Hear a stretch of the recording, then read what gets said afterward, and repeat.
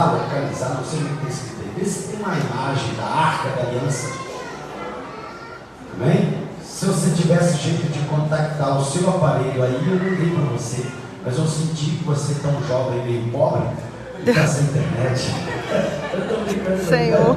Ele está se preparando para casar, ele está juntando tudo quanto é moeda para casar.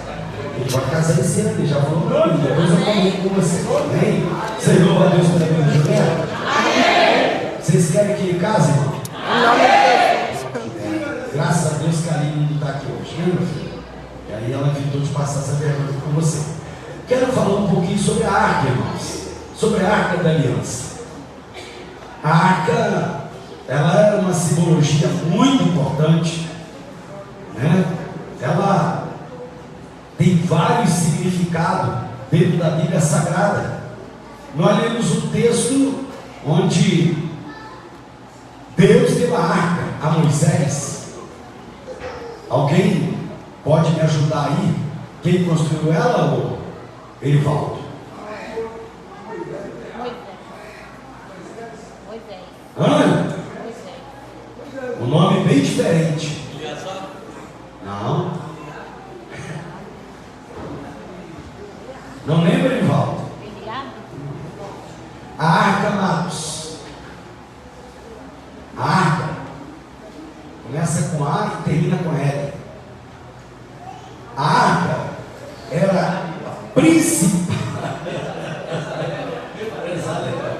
Começa com quê? Bezalel. Bezalel. Bezalel. Vocês já tinham lido isso na Bíblia, sim ou não? Já tinha sido lido na Bíblia? Então tá bem, você quase, né? Ariel tá quase, a marca de sabor e pó. Aleluia. A arca, amados, ela era a principal representatividade, a representação de Deus entre o povo. O principal simbolismo dela era exatamente esse. Ela representava a presença de Deus no meio do povo. No meio do povo.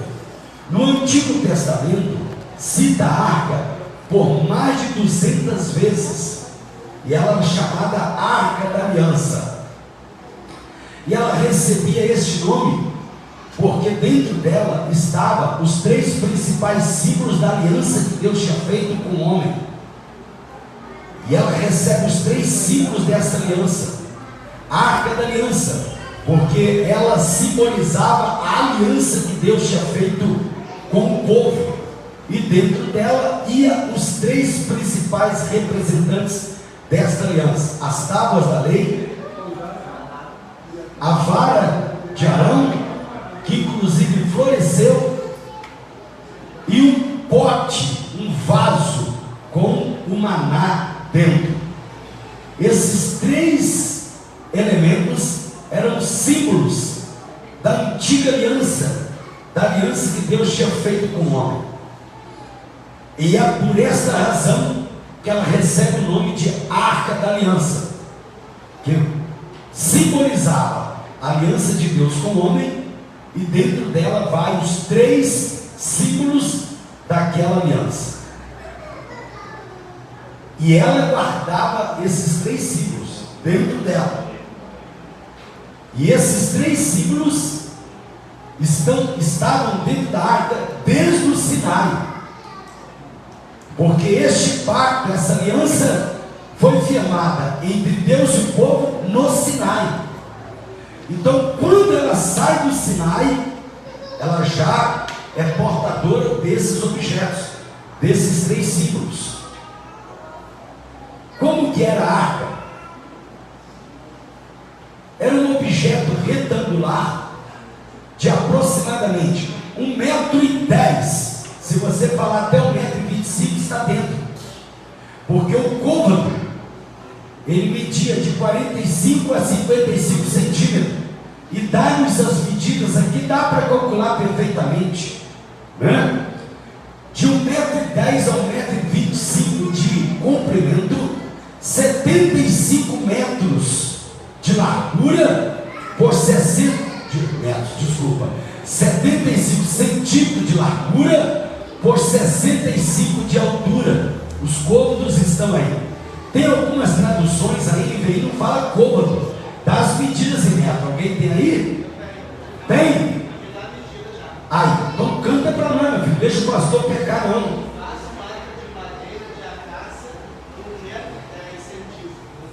Ah. 70 centímetros de largura lá. e 60 centímetros de altura. Eu falei 1,10 m a 1,25 m, 75, 65, porque é cabível por causa das variações do côvado. E ela era feita de quê? Madeira de acácia coberta com... Que bênção! Isso fala alguma coisa, pastor? Claro que fala. Cetim e acácia era a mesma madeira, exatamente. Madeira de acácia de cetim, coberta com muito ouro, madeira e ouro maciço. Escutem, é uma tipologia das duas naturezas de Cristo. A madeira simbolizando a natureza humana, e o ouro, a glória de Deus, a natureza humana, o verdadeiro Deus. Pastor, isso é bíblico? Abra por favor Colossenses capítulo 2, versículo 9, alguém? O outro lado, o verdadeiro Deus, a divindade. Hebreus capítulo 1, versículo 8. Então de duas coisas ela era formada, de madeira de cetim, acácia, e coberta de muito ouro, madeira e ouro maciço. Tipologia das duas naturezas de Cristo, uma natureza humana, o verdadeiro homem, a humanidade de Deus. Colossenses 2,9. Alguém achou?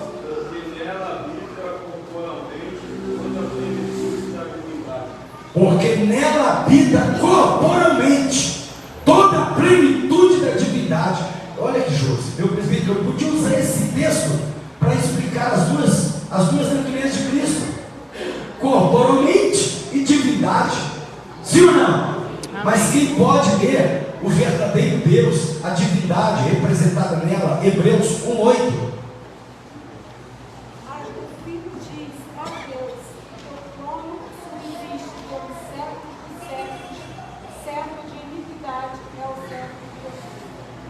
Repete mais alto para nós, por favor, irmã Rosângela. Hebreus 1,8. Mas o Filho diz: ó Deus, o teu trono subsiste pelos séculos dos séculos. Amém. Século de equidade é o século do teu reino. Amém. Amém. Séculos por séculos. Amém. Jamais tem fim a sua divindade, a sua deidade. E está simbolizado através do ouro maciço que compõe a arca.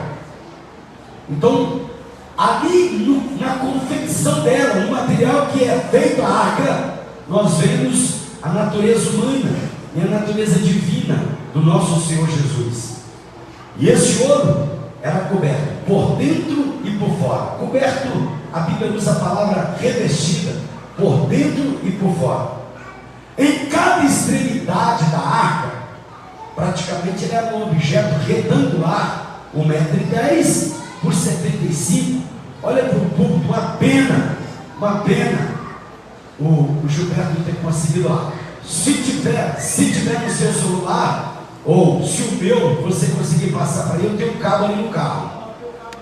Tem um cabo ali, então você vai conseguir, porque você é um menino muito inteligente. Nós estamos falando para você casar. Quando a gente ora para casar, fica mais inteligente.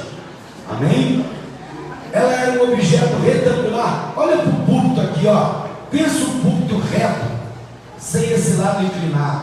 Muito parecido aqui com o púlpito. O púlpito tem 1 metro.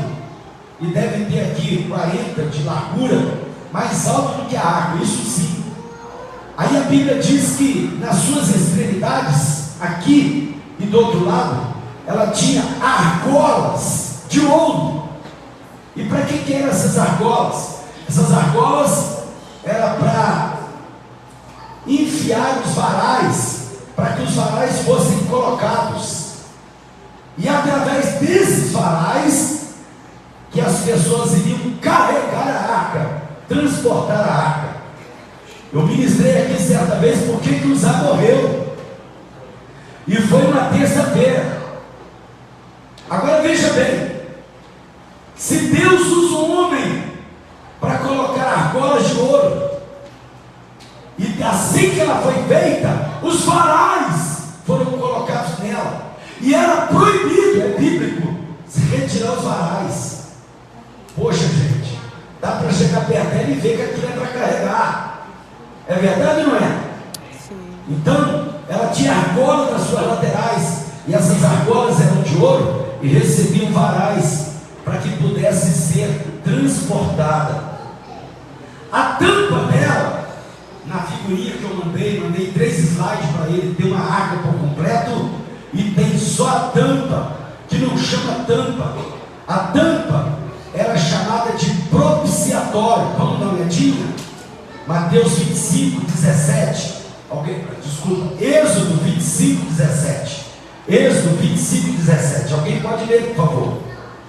A tampa dela, aquilo que fechava, que não deixava ver o que estava lá dentro, a vara, as tábuas da lei e o vaso compondo o maná, era fechado, era coberto. A gente chama de tampa, mas não era. E tem um significado totalmente diferente. Alguém leia Êxodo 25, 17. Também farás um propiciatório de ouro puro. O seu comprimento será de 2 côvados e meio, e a sua largura de 1 côvado e meio. Ó, observa que ele é do tamanho da arca. Então ele vai fechar ela. Agora não chama de tampa, chama de propiciatório. Vamos só ver os elementos. Vamos só ver. Aí agora preste atenção. Em cima do propiciatório, olha que coisa linda, irmãos. 2 querubins. O que tinha em cima, irmãos? 2 querubins. Esses querubins tinham longas asas. Asas longas. Os querubins e as asas esculpidas em ouro. Era ouro maciço também. E a asa um do outro tocava uma na outra. O do querubim da esquerda tocava no querubim da direita. E eles tinham a forma de um homem e estava sobre o propiciatório de joelhos. E as asas estendidas, uma na direção do outro.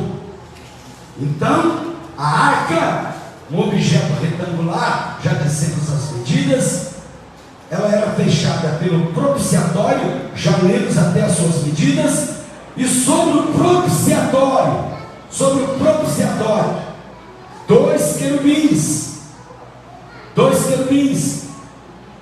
em formato de homem, de joelhos dobrados, asas longas, e essas asas tocavam uma na outra. Por que, pastor? Proteção de Deus para o povo. Quem pode dar glória a Deus? Cobrindo a arca, proteção de Deus para o povo. E o toque de uma na outra, a unidade do povo, a união, a comunhão. À medida que cobriam a arca, era Deus protegendo o povo, Deus cuidando do povo que ele tinha escolhido. E quando se tocava uma na outra, a simbologia é: eu tenho comunhão contigo. Aleluia. Eu não posso fazer fofoca de você. Eu tenho que declarar diante de Deus que eu te amo. E eu tenho que praticar este amor. Isso era a unidade dos querubins. Vamos caminhar mais um pouquinho. Depois a gente observa o detalhe. Depois a gente começa a observar. Então as asas tocavam uma na outra. E eu falei aqui o detalhe que os querubins estavam de joelhos. E por que de joelho, pastor? Símbolo de adoração ao Deus a quem eles temiam. Símbolo de humildade.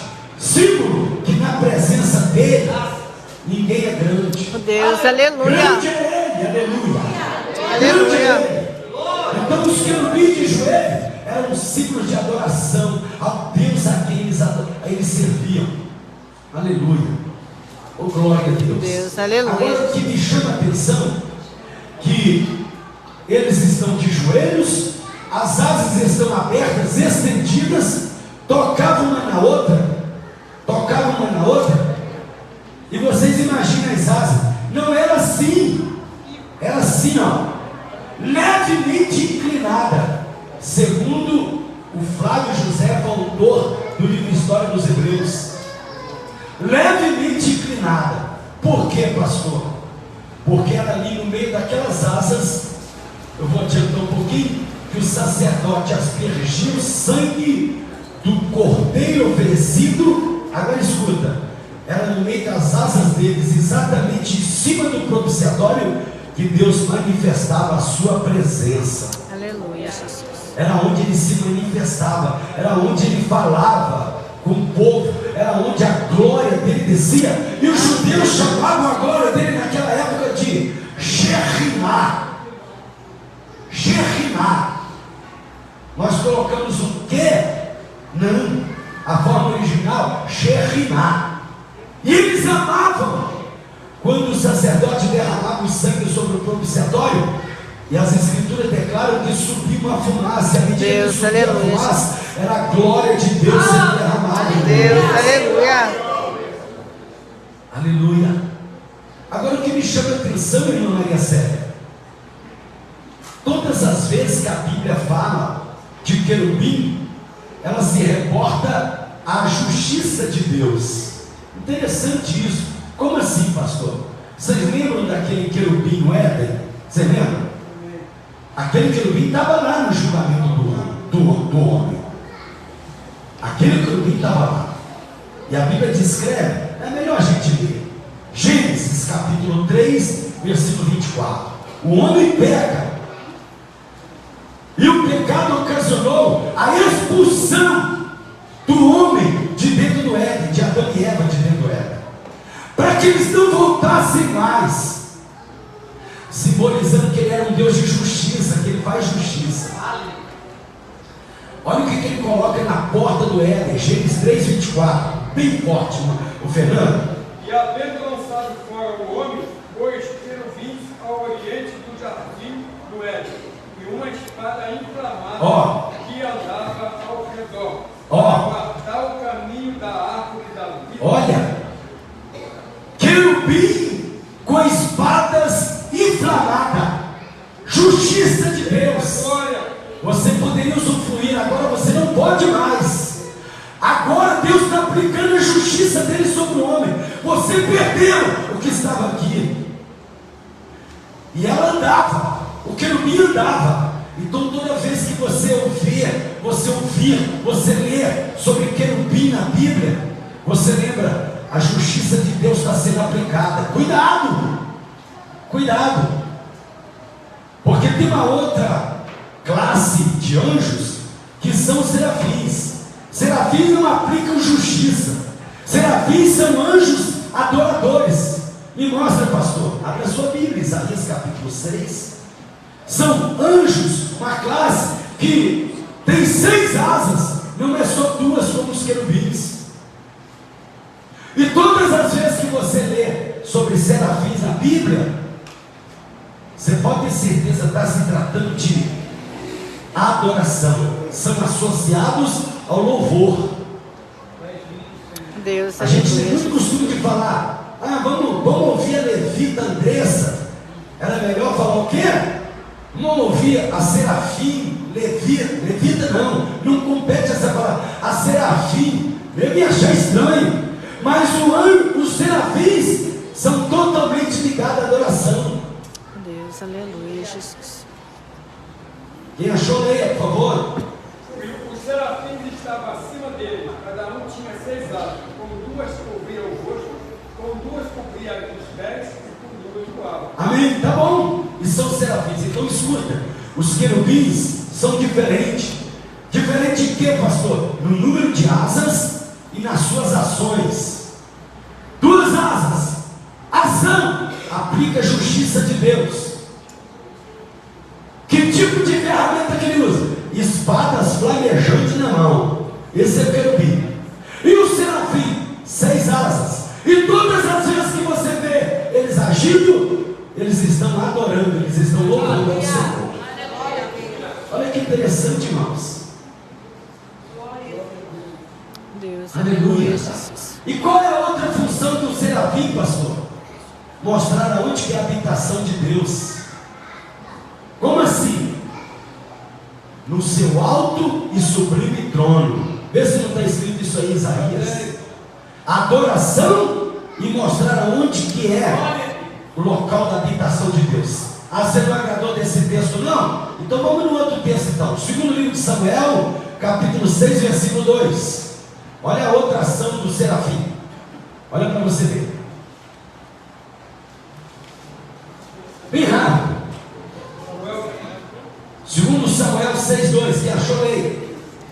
E levantou-se Davi e partiu com todo o povo que tinha consigo de Baal, de Judá, para levar dali para cima a arca de Deus, sobre a qual se invoca o nome do Senhor dos Exércitos, que se assenta entre os querubins. Ah, não, peraí, que faz o quê?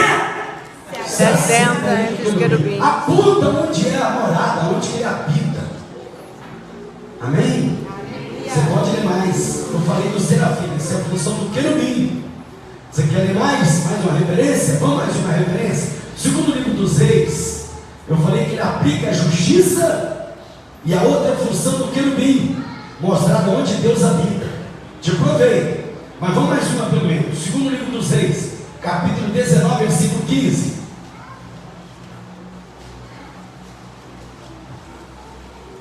E Ezequias orou diante do Senhor e disse: Ó Senhor, Deus de Israel, que habita no meio dos querubins, tu és o Deus. Amém? Tá bom até aí, ó. Que habita onde? Então vamos lá.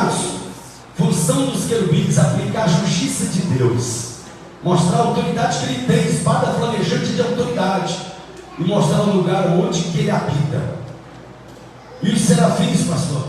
Serafins, adoração, louvor.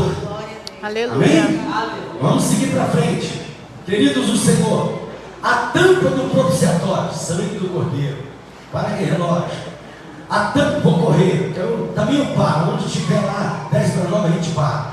A tampa do propiciatório, a tampa era de osso, de ouro maciço, batido, e tinha nela 2 querubins, nós já vimos isso. Não era apenas uma tampa, deixa eu usar essa expressão, porque, né? Tinha um simbolismo espiritual. Que simbolismo, pastor? Alguém abra para nós, por favor, Levítico, capítulo de número 16. Quero ler alguns versículos, 13, 14. Vamos ver se responde para nós. Ela não era só uma tampa, ela tinha um simbolismo espiritual. Vamos lá, Levítico 16, 13, 14. Quem pode ler? Porá o incenso sobre o fogo perante o Senhor e a luz do incenso cobrirá o Mais alto. que está sobre Cobrirá o quê? Cobrirá o propiciatório que está sobre o testigo, para que não morra. E tomará do sangue do novilho com o seu dedo, espargirá sobre a face do corpo. Amém. Senta um minutinho, Fernando. Vamos lá, devagarzinho. Pega a ponta do dedo do sangue do sacrifício que foi feito lá na bacia, no altar do holocausto. Lembra do templo? Aí agora ele está lá no lugar santíssimo, o sacerdote. Ele molha a ponta do dedo e asperge, joga em cima do propiciatório. É esse ato que ele faz. Olha aqui para o pastor. Ainda no judaísmo existe essa cerimônia. É considerado e é chamado o dia da purificação. Yom Kippur. Você já ouviu isso? Yom Kippur é o dia da purificação. Ainda tem. Depois, se der tempo, eu vou falar se nós devemos ter a arca ou não no nosso meio. Nós temos que tomar cuidado com isso. Foi por isso que Deus me deu essa palavra. Porque eu vejo muitas igrejas que tem arca. Isso é correto, não é correto? O que é arca? Símbolo de quê? A arca da aliança. Tá. E hoje, na pressão da arca para aliança, nós temos uma nova aliança. Aleluia. Amém. Amém ou não amém? Olha o que nós vamos ver aqui agora. O sacerdote pegava o dedo e aspergia. Ele já estava dentro do lugar santíssimo. E ele pegava aquele pote de sangue do cordeiro que foi sacrificado lá fora. E ele salpicava o sangue do cordeiro em cima do propiciatório. E ali, queridos, escuta, de forma sobrenatural, começava a brotar uma fumaça que enchia todo aquele ambiente. Deus, aleluia. Lá dentro do lugar santíssimo, E eu quero lembrar os irmãos que ninguém poderia entrar lá, só o sumo sacerdote. Vocês lembram disso? Amém. Não é bíblico. Não é bíblico. Vou repetir mais uma vez. Repita comigo, 1, 2, 3. Não é bíblico. Mas alguns historiadores, se você perguntar quem é, só pago se pagar a pizza. Alguns historiadores contam que esta cerimônia, o sumo sacerdote, isso é bíblico, ele santificava a sua vida durante 7 dias, uma semana, que antecipava o Yom Kippur, o dia da purificação. Não é bíblico. Aí o sumo sacerdote vinha adentrando ao tabernáculo, ele passava pelo pátio. Aí vinha com ele 12 sacerdotes. 12 sacerdotes. Aí eles passavam pelo pátio, paravam no altar do holocausto, passavam pela bacia, adentravam ao lugar santo, ia na mesa da proposição, candelabro, tudo certinho. Aí agora escuta, os 12 sacerdotes paravam na entrada do tabernáculo, na entrada do templo. Não é bíblico. Mas tem um comentarista que diz: se amarrava uma corda na cintura do sumo sacerdote, e ele caminhava por dentro do lugar santo e adentrava o lugar santíssimo. E à medida que ele fazia esse ato de aspergir sobre a mesa do propiciatório, sobre a tampa, sobre o propiciatório, para o presente de Deus se manifestar, as suas vestimentas tinha lá na frente, né, e atrás, eu vou falar sobre isso, mas as suas bordas, isso é bíblico, isso é bíblico.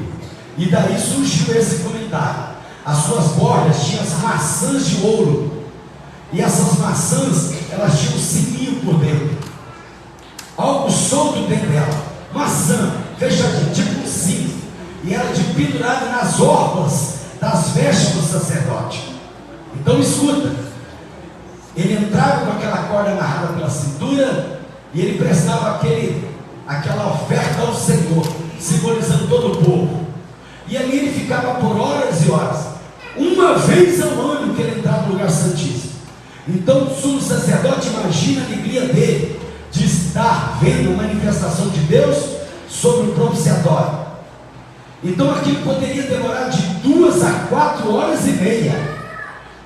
Aqueles sacerdotes que ficavam na porta com a corda na mão, vez ou outra, eles sacudiam a corda, e o sumo sacerdote respondia sacudindo as sinetas, as maçãs nas orlas do vestido. Se sacudisse e não obtivesse resposta, porque o lugar santíssimo não entrava qualquer um, entrava o melhor. E o melhor era quem? O sumo sacerdote. Deixa eu explicar de uma forma mais fácil. Era o homem mais santo, mais próximo de Deus, era o mais santificado. E para entrar, mesmo tendo essas qualidades, ele ainda santificava a vida por 7 dias consecutivos.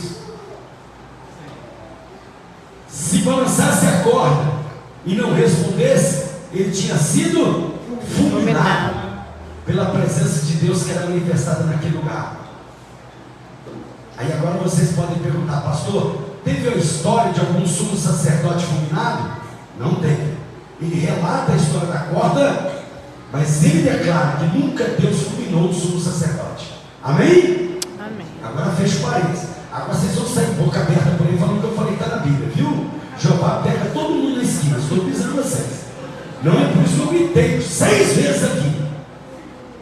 E os comentaristas, os caras são livres, meu irmão. São livres. Não tem escola dominical? Tem escola dominical? Todo sábado à noite nós não vamos para lá para estudar? Lá na sede para ensinar no domingo? Não vamos? Eu já ministrei, eu já encontrei professores que vão lá estudar, que discordaram do comentário. Eu já encontrei vários pastores que disseram: isso aqui não está muito, sei não, hein? Então os comentaristas, a mente viaja, irmãos. E por que, pastor, que tem essa teoria?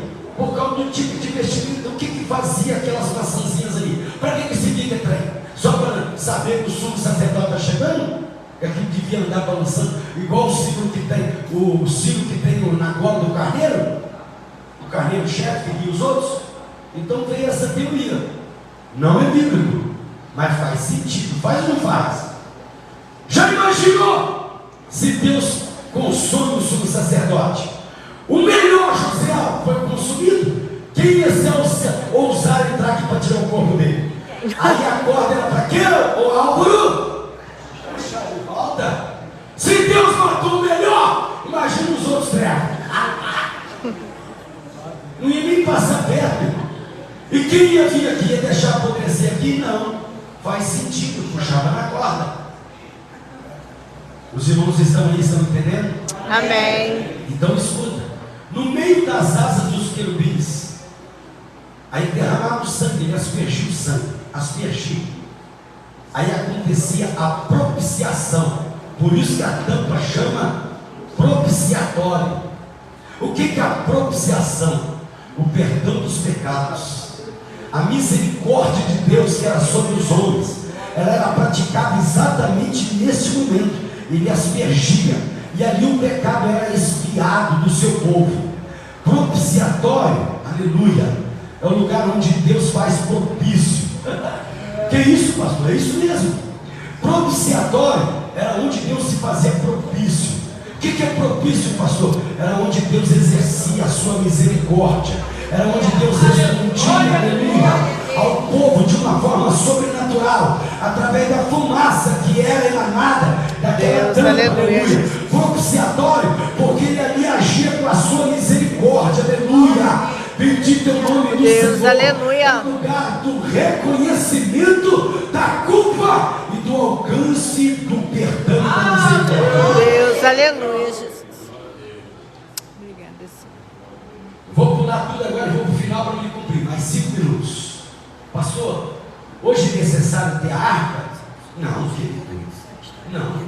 Hoje não há mais necessidade. Pastor, é pecado eu ter ido em casa? Pode ter, fica à vontade. Recentemente eu vi um chaveirozinho de carro, que era uma arca da aliança. Peguei, achei bonitinho, que legal. Agora tem igreja que vem estampar em cima do púlpito. Eu já vi vários lugares. Aí eu vou dizer que não deve. Por quê? Porque você está desfazendo da nova aliança. As coisas do Antigo Testamento são sombras das coisas do Novo Testamento. Se ela era a arca da aliança, ela simbolizava a aliança de Deus com aquele povo. Hoje não há mais necessidade dela. E por que não há mais necessidade?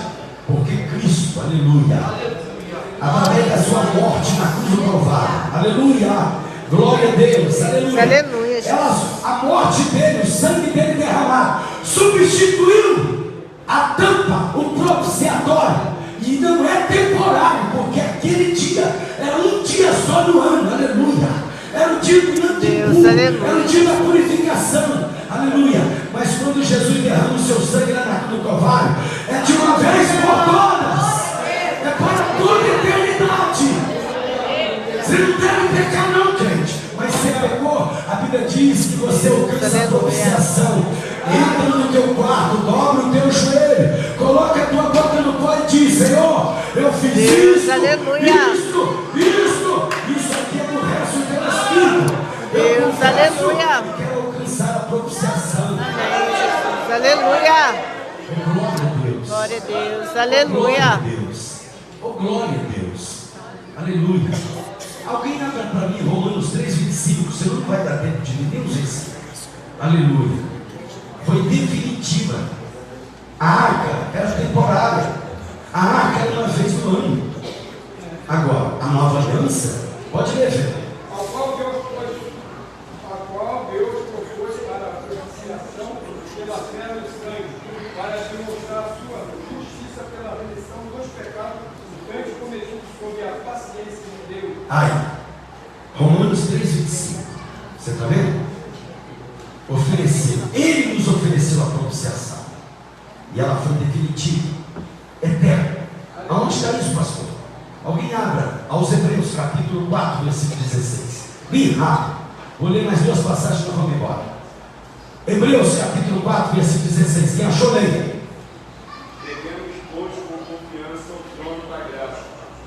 possamos alcançar misericórdia e a tua graça a fim de sermos ajudados em tempo oportuno. Chegamos por no trono da graça, para que possamos alcançar o quê? O que eu falei que acontecia na propiciação? A misericórdia, a graça de Deus era feita sobre nós. Agora não, agora nós chegamos ao trono de Deus. Quando você leva o teu pensamento, quando você dobra o teu joelho e abre a tua boca em oração, na mesma hora está vindo a propiciação sobre a sua vida. Aleluia. 1 de João, capítulo 4, versículo 10, bem rápido. 1 de João, capítulo 4, versículo 10. Quem achou mesmo? Nisto está a caridade em não em que nos tenhamos amados a Deus, mas em que Ele nos amou e enviou seu Filho para a propiciação pelos nossos pecados. Enviou o seu filho para quê? Propiciação pelos nossos pecados. Eu preciso de arca da aliança, pastor. Você pode ter ela de chaveirinho do seu carro, você pode até ter uma pequena criança. Tem barulho, não é pecado não. Mas pegar ela como amuleto, como isso aqui, não. Nós temos uma nova aliança. Ele entregou o seu filho Jesus para a nossa propiciação. E ela é eterna sobre a nossa vida. Último texto. Aleluia. Jeremias 3,16. Quem pode ler? Vou fechar. Diz que o pastor da Assembleia depois de fechar a Bíblia é mais meia hora, mas aqui não passa não. Nós vamos ficar em pé. Vamos ficar em pé já, em nome de Jesus. Quem achou Jeremias? Leia, bem alto. E sucederá que quando vos multiplicardes e frutificardes na terra, naqueles dias, diz o Senhor, nunca mais se dirá a arca da aliança do Senhor, nem lhes virá ao pensamento, e nem dela se lembrarão, nem a visitarão, e nem se fará pouco. Precisa de arca? A resposta não é do pastor Joel, está na Bíblia. Está na Bíblia. Você nem vai lembrar dela, de tão boa que é a nova aliança. Vale ler, pastor, onde ela está hoje? Como é que é? Vale ler onde se encontra lá. Não, senhor. Porque não é certo. Ué, Apocalipse 11, 19? É uma teoria. Não tem convicção. Tá certo? Mas pode ler para eles. Esse cara é curioso. E abriu no céu o tempo de Deus, e a arca do concerto foi vista no seu tempo. O houve relâmpagos de vozes, trovões, terremotos e grandes sabores. Sabe qual é a interpretação desse texto, Fernando? O que ele vai cair, pastor? Paga a pizza que eu te conto depois. Apocalipse é comigo, né? Vamos orar ao Senhor, quando você recebe essa palavra. Nós estamos debaixo da nova aliança, na propiciação de graça, que é eterna sobre a nossa vida. Dá glória a Deus aqui. Aleluia. Márcio, pega o microfone, nos conduz a Deus em oração. Meu companheiro Messias.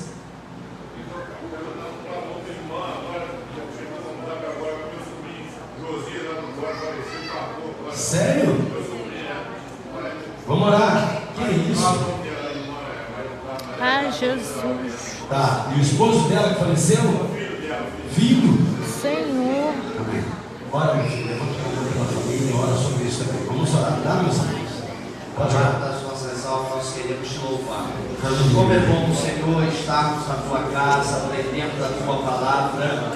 Senhor, e tudo isso nos aponta para o sacrifício de Cristo, para o sacrifício perfeito. Senhor, e através do sangue de Cristo Jesus, que o véu do tempo se rasga de alto a baixo, pela morte, pela ressurreição de nosso Senhor Jesus Cristo.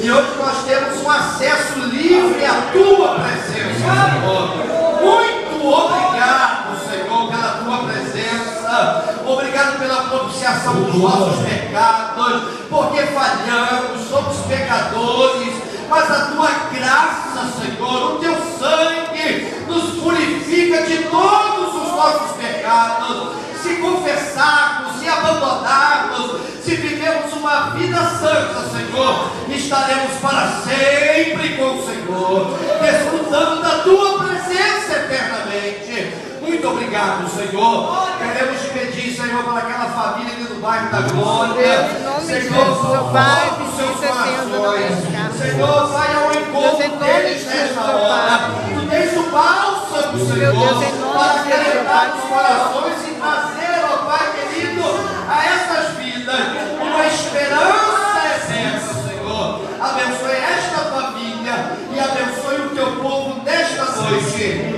nome de Jesus. Amém. Deus abençoe a todos. Amanhã pela manhã tem ciclo de oração. Não deixe de vir no culto aqui. Pastor Wilson. Nos abençoe. Estenda as suas mãos. Amém, queridos. Que a graça do nosso Senhor e Salvador Jesus Cristo, e o grande amor de Deus, nosso Pai, e as doces e divinas consolações e a comunhão do Espírito Santo seja com toda a igreja, não só hoje para sempre. Todos possam dizer amém. Deus abençoe a todos. Vai em paz, queridos.